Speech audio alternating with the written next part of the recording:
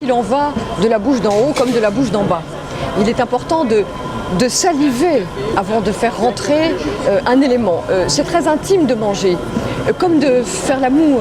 C'est un acte bestial, instinctuel, sauvage et aussi élégant, sacré, raffiné.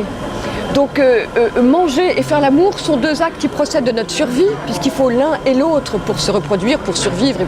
Et c'est extrêmement intime. Nous sommes faits de ce que nous avons mangé depuis 7 ans.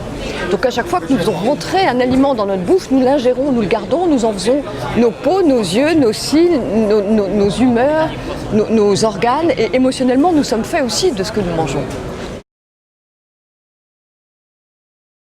Il ne faut pas manger n'importe quoi. Manger un aliment, c'est voter pour cet aliment, qu'il soit bio, qu'il soit issu de l'agroalimentaire. C'est hyper important de choisir, parce que quand on choisit un aliment, on vote pour cet aliment et pour son mode de production.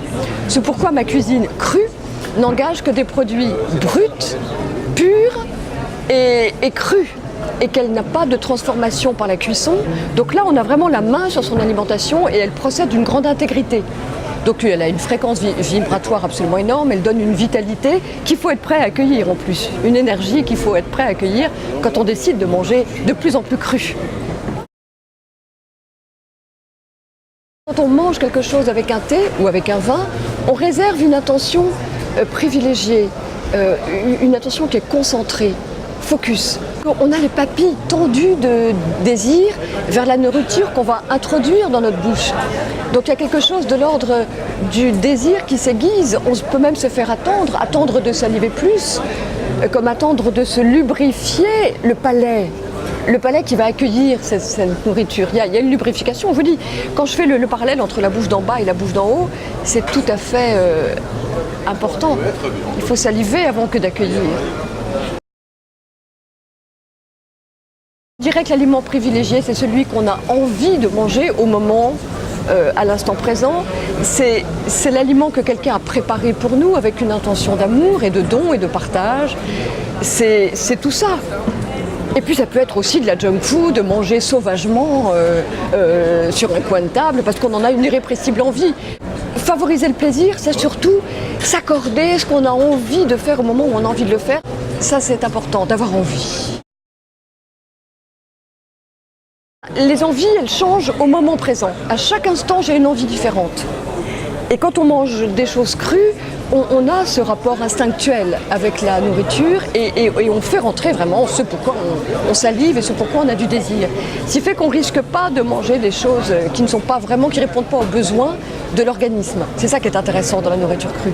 C'est que le cerveau est fait de telle façon qu'il a le plaisir pour nous dire tel aliment répond à ses besoins ou tel aliment, il a aussi le déplaisir ou le dégoût pour nous dire tel aliment ne répond pas ou pour nous écarter d'un aliment qui serait nocif. Donc le corps, il fonctionne, enfin notre cerveau relié à notre système olfactif qui procède de la rétro-olfaction aussi, et toute la salive qui va transmettre au cerveau l'analyse qu'elle fait mieux que n'importe quel laboratoire de la planète et qu'elle fait ça en temps réel pour nous dire ça oui, ça non. Donc il suffit parfois d'évoquer après un aliment, de voir si on salive pour savoir s'il va être bon pour nous de s'en nourrir ou pas. Et notre cerveau nous fait en temps réel l'analyse de ce qui est bon, mais il fonctionne avec des aliments cru, comme un logiciel Word fonctionne avec point doc, lui fonctionne avec point cru. Et quand c'est point cuit, quand la nourriture est cuite, le cerveau n'a pas évolué aussi rapidement que la nourriture l'a fait depuis ces 100 dernières années. Donc il est déphasé un petit peu. Accorder plus d'importance à ce qui rentre dans notre bouche et pas ce qui en sort, c'est de manger en ayant faim et de prendre le temps de désirer et de choisir et de demander à son corps, de ne pas attendre des lectures ou que ce soit un tel naturopathe ou diététicien qui nous dicte ce qu'on doit manger, ne pas convier trop le cerveau à cette fête.